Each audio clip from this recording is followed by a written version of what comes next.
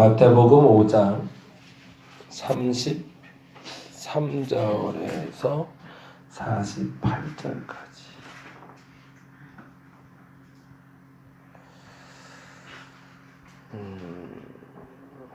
33절에서 48절까지요. 마태복음 5장 33절에서 48절까지 볼 거고요. 어제 말씀드린 김재환 장로님 위해서는 계속 기도를 좀 부탁드릴게요. 다행히 이제 중환자실에서 오늘만 잘 넘으면 되실 것 같으니까 조금만. 김재환 장로님이십니다. 위해서 기도해 주시고, 지금 삼성의료원에서 지금 입원 중에 계신데 회복될 수 있도록 여러분 기도를 좀 부탁드리겠습니다. 결과는 아마 내일쯤 더 말씀드릴 수 있을 것 같아요.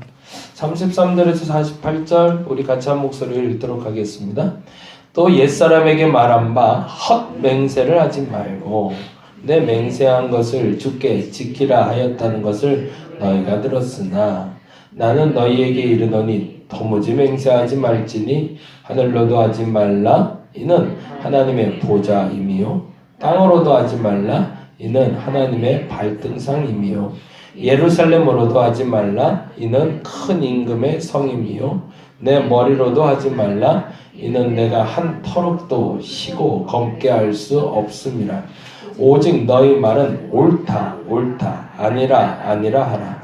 이에서 지나는 것은 악으로부터 나느니라.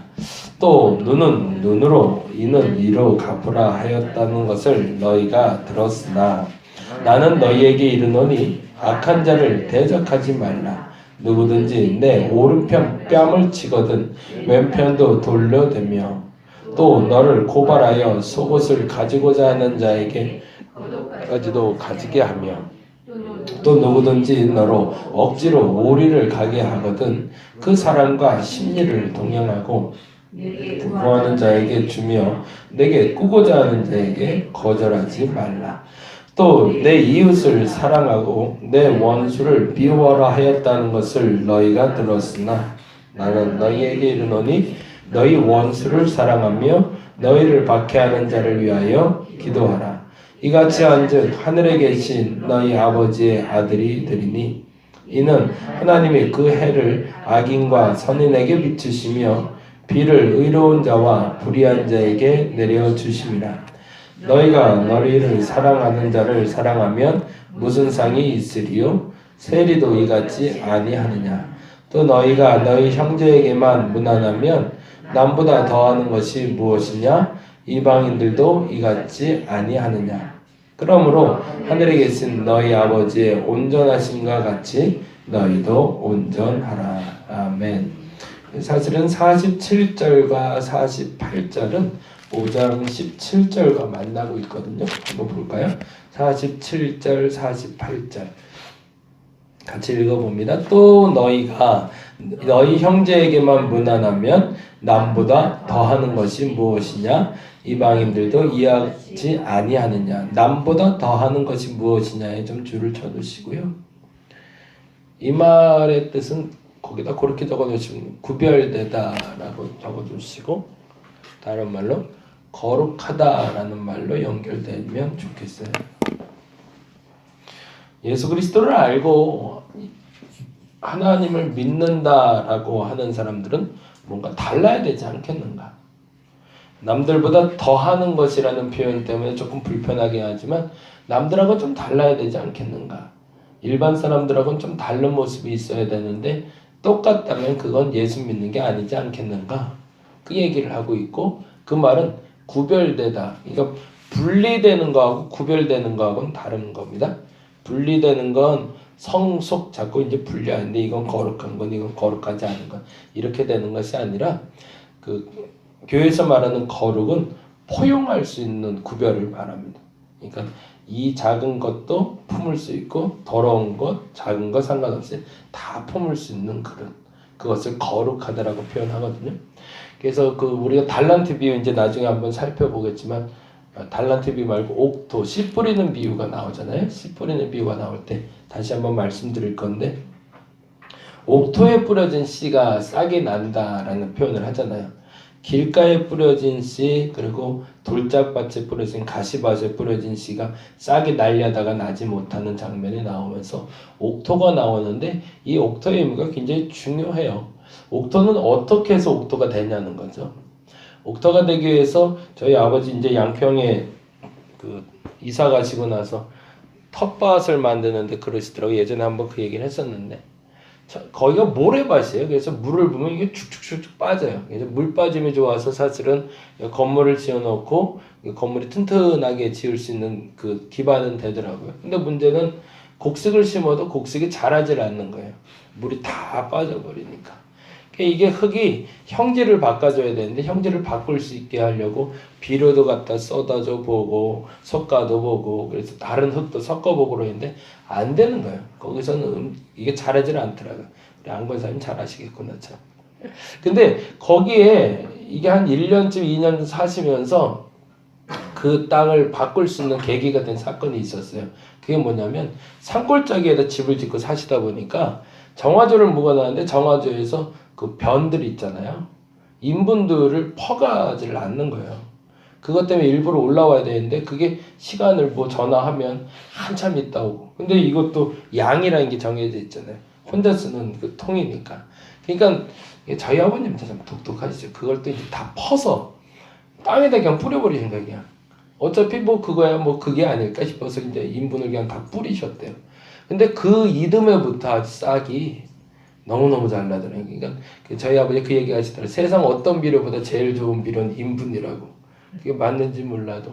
전라도에서 목회할 때도 우리 옆집 어르신이 그랬어요. 옆집 어르신 참 독특한 분인데 그 구두쇠 있잖아요. 구두쇠도 그런 구두쇠가 없다 싶을 정도로 남들 일은 하나도 안 도와주면서 혼자 할 때는 다 사람 불러다 시키고 그리고 미움이란 미움을 혼자 다 받고. 근데 이분이 어느 정도까지 자기 걸 아꼈냐면 밭에 가서 일하다가도 급한 일이 생기면 밖에서 변을 안 보세요. 네. 그러고서 자기 집에 와서 꼭 변을 보세요. 그거 나중에 그거를 쓰려고요. 그거 하나라도 남 주면 아까운 거예요. 내 땅에 뿌려야지. 그러니까 그만큼 그 농사 짓는 분들이 그 인분이 소중한 걸 아시더라고요. 땅의 형질이 변하는 것을 얘기하는 게 아니라 싹이 날 수 있는 옥토가 된다는 건 인분도 받아들일 수 있는 땅이 된다는 걸 얘기합니다. 구별된다라고 얘기하는 것은요, 거룩하다고 말하는 건 깨끗한 상태를 말하는 것이 아니라 어떤 더러운 게 와도 오염되지 않고 그것도 흡수할 수 있는 땅이 되는, 그게 거룩해지는, 너희는 이같이 거룩하라, 내가 거룩하니 너희가 거룩하라 라는 말은 사실은 깨끗해서 도저히 범접하지 못할 상태를 말하는 것이 아니라 어떤 더러운 것도 어떤 깨끗한 것도 갖고 와도 무엇이든지 깨끗한 걸 갖고 오면 싹이 나게 하고 더러운 걸 갖고 오게 되면 그거를 소화해낼 수 있는 옥토, 그것을 우리는 싹이 날 수 있는 땅, 그것이 준비된 마음, 그걸 구별된 것이라고 말합니다. 주께서 말씀하시는 거룩은 거기에 있습니다. 뭘 받아들일 수 있냐는 거죠. 사람들이 좋다는 것만 받아들이면 그게 진짜겠냐? 그거 아니지 않냐. 더러운 게 와도 오케이, 좀 지저분한 게 와도 오케이, 시원한 게 와도 오케이. 근데 조금 어려워도 난 좋다라고 받을 수 있는 사람, 그 사람이 그리스도인 아니겠냐. 그리고 나서 이렇게 얘기하시는 거죠. 48절에 같이 읽어봅니다. 그러므로 하늘에 계신 너희 아버지의 온전하심과 같이 너희도 온전하라. 거기 온전하심에 동그라미 하고요. 너희도 온전하라에 동그라미. 이 말이 아까 디모데전서 1장 15절에 16절에 있는 말하고 만나고 있는데요. 한번 찾아볼까요? 디모데전서? 베드로전서 1장 15절. 신약성경 377페이지에 있습니다. 377페이지 같이 읽을까요? 찾으셨네? 네.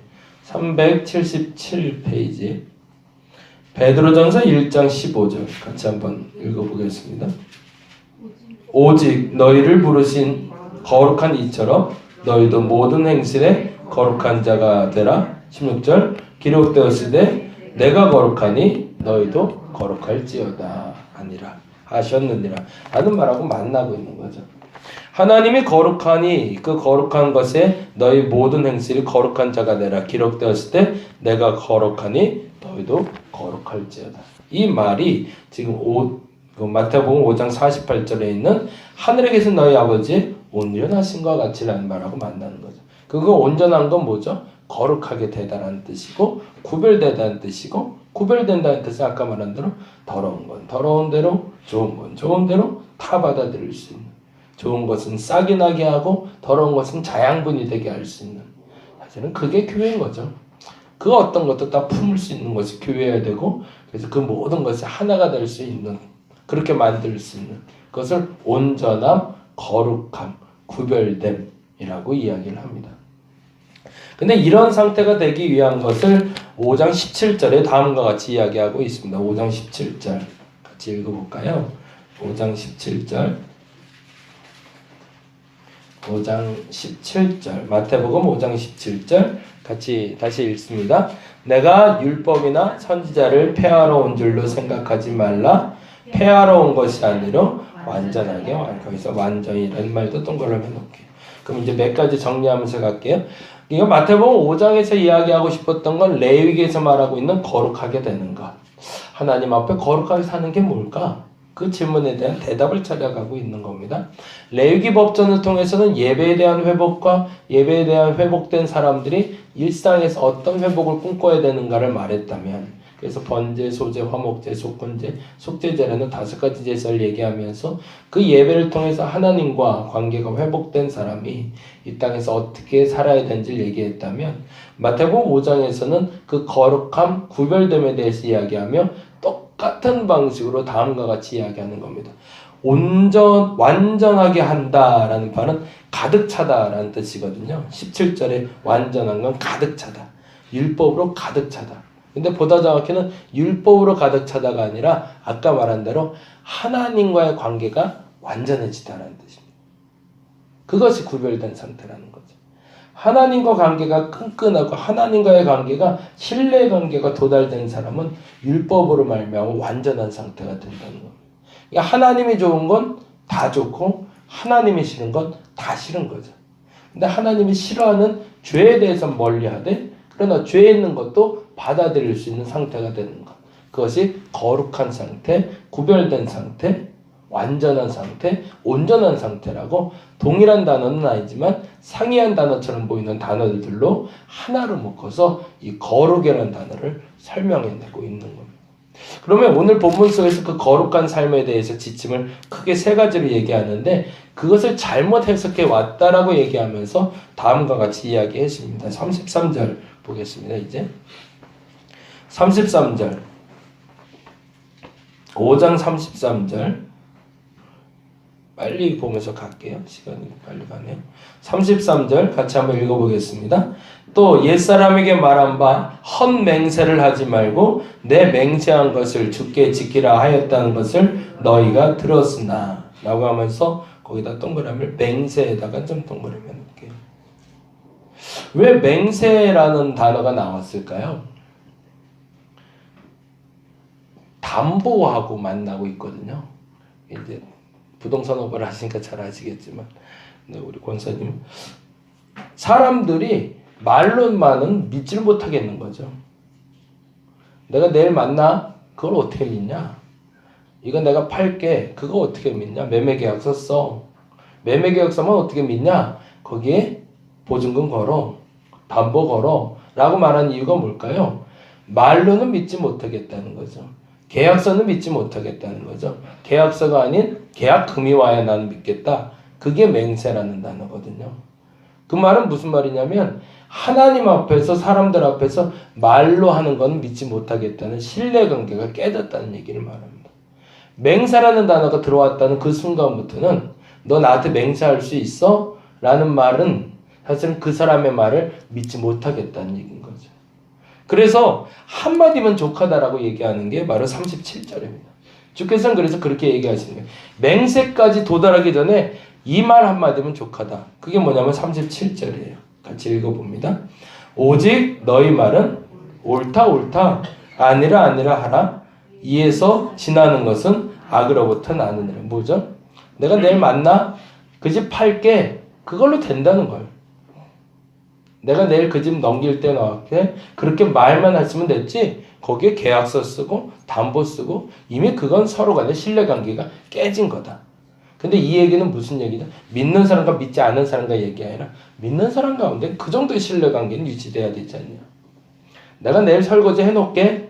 그걸 어떻게 믿냐? 내일 아침에 일찍 만나? 그걸 어떻게 믿냐? 이게 아니라 내일 설거지 해놓게. 그러면 당연히 그 사람이 설거지 해놓은 걸 믿는 거고 거기엔 토시 하나 달지 않고 그럼 몇 시에 와서 할 건데 어떻게 할 건데 묻지 않아도 믿을 수 있는 상태. 믿는 사람들은 최소한 그 상태는 가야 되지 않냐. 왜? 믿지 않는 사람들은 계약서를 써야 되고 믿지 않는 사람들은 담보를 가봐야 되고 믿지 않는 사람들은 맹세라는 또 다른 연결고리가 필요하지만 그래도 믿음의 사람들이라면 그거 없이도 서로 신뢰관계가 있어야 되지 않는가. 왜? 그것이 거룩한 거니까. 아까 말한 대로 믿는 사람들은 그래도 다른 사람들과 좀 달라야 되지 않겠는가. 그게 첫 번째고요. 두 번째로 말하는 게 38절입니다. 같이 읽어봅니다. 또 눈은 눈으로 이는 이로 갚으라 하였다는 것을 너희가 들었으나. 그 말은 무슨 말일까요? 사실은 이건 동태복수법이라는 단어를 쓰는데요. 당한 만큼 그 사람에게 갚아주라는 걸로 해석을 해왔어요. 근데 그게 잘못된 해석이라는 거죠. 저 사람이 내 눈을 다치게 했으니까 저 사람 눈을 다치게 하라는 뜻이 아니라 이걸 이제 곡해한 거죠. 내 눈을 다치게 했으니 저 사람 눈 다치게 하라가 아니라 네가 저 사람 눈을 다치게 하면 너의 눈도 다칠 수 있으니 그렇게 하지 말라는 거죠. 당한 사람에게 하는 얘기가 아니라 당할 수 있으니 스스로 하지 말라는 얘기인데 그 앞선 전제는 빼버리고 당한 사람들이 복수할 수 있는 정당한 법으로 바꿔버린 유대인들에게 잘못된 가르침이라고 일침가하고 있는 것이 바로 38절에서 42절까지 얘기가 됩니다. 그래서 오히려 41절, 42절은 그렇게 얘기하는 거죠. 또 누구든지 너로 억지로 오리를 가게 하거든 그 사람과 심리를 동행해주고. 그건 무슨 말이지? 아까 말한 대로 악을 갚으려고 하지 말고 선을 더해주라는 얘기죠. 악을 잡고 갚으려고 하지 말고 선을 잡고 더해라. 그것이 본래 율법의 뜻이다. 그리고 마지막으로 다음과 같은 이야기를 하고 있는데요. 43절입니다. 같이 한번 읽어봅니다. 또 내 이웃을 사랑하고 내 원수를 미워하라 하였다는 것을 너희가 들었으나. 거기다 좀 줄을 쳐주세요. 또 내 이웃을 사랑하고 내 원수를 미워하라. 그렇게 가르친 적은 없으시거든요. 원수를 미워하라라고 한 적은 없고 내 이웃을 사랑하라고 하셨죠. 근데 거기에 덤으로 붙인 거죠. 이웃은 사랑해야 되니까 원수는 미워하는 게 당연하다. 그거 아니다라는 거죠. 모두를 사랑하는 게 맞다. 그래서 어제 말씀드린 대로 율법의 최고의 완성은 결국엔 사랑에 있다라고 이야기하고 계십니다. 진짜 사랑할 수 있다면 그것은 구별된 거룩한 삶의 가장 높은 지침을 내가 갖게 된 거라는 거죠. 저와 여러분의 오늘 한 날이 그 거룩을 회복하는 첫날이 되시길 바랍니다. 근데 그 거룩을 위해선 다른 일을 하려고 하지 말고 아까 말씀드린 대로 내가 진짜 사랑하고 있는가. 이 사람을 사랑하고 있다면 믿을 수 있을 겁니다. 맹세하지 않아도 믿어줄 수 있는 거죠. 그 사람에게 복수하려고 하지 않을 겁니다. 그 사람을 원수라 할지라도 사랑한다 하면 저와 여러분의 마음속에 그 사랑의 마음을 달라고. 그래서 오늘 그 거룩을 회복할 수 있는 옥토가 될 수 있는 그 첫날이 되기를 간절히 바랍니다. 기도하겠습니다. 사실은 어려운 얘기입니다. 세상 사람들과 구별되게 살라 하시는데 구별되게 못 사는 가장 큰 이유는 손해보기 때문입니다. 그렇게 살면 손해보는데 나보고 손해보라는 얘기입니까? 맞습니다. 조금 손해보라는 얘기입니다. 조금 좀 덜 벌어도 되고 조금 덜 이득을 봐도 괜찮습니다. 그것이 중요한 것이 아니라 구별된 그리스도의 마음으로 살아가는 것이 더 중요하기 때문입니다. 조금 손해가 되더라도 바른 것을 위해 희생할 수 있는 마음 허락하여 주옵시고 그것이 거룩에 이를 수 있는 매우 중요한 요소가 되니 그 사랑하는 마음과 희생하는 마음을 내게 허락하여 주시옵소서. 오늘 이 시간 우리가 기도하기 원하는 것들 중에 병약한 이가 있고 우리가 필요로 하는 것들이 있습니다. 이 모든 것들이 합력하여 선을 이룰 수 있도록 우리의 마음을 집중하게 하여 주옵시고 우리가 이름을 호명하여 기도하는 이들, 특히 우리 김재한 장로님 주께서 기억하여 주시고 속히 회복시켜 주시며 오늘 어려움 가운데 한 번 더 넘어가야 될 텐데 이 어려움 잘 넘어갈 수 있도록 하나님 영적으로 육적으로 강건해지게 하여 주시옵소서. 오늘 기도하는 저들의 마음속에도 함께하여 주시고 하나님 저들의 기도가 주께 응답되게 하여 주시옵소서. 감사합니다. 고마우신 예수님 이름으로 기도드렸습니다. 다 같이 기도하고 돌아가도록 하겠습니다.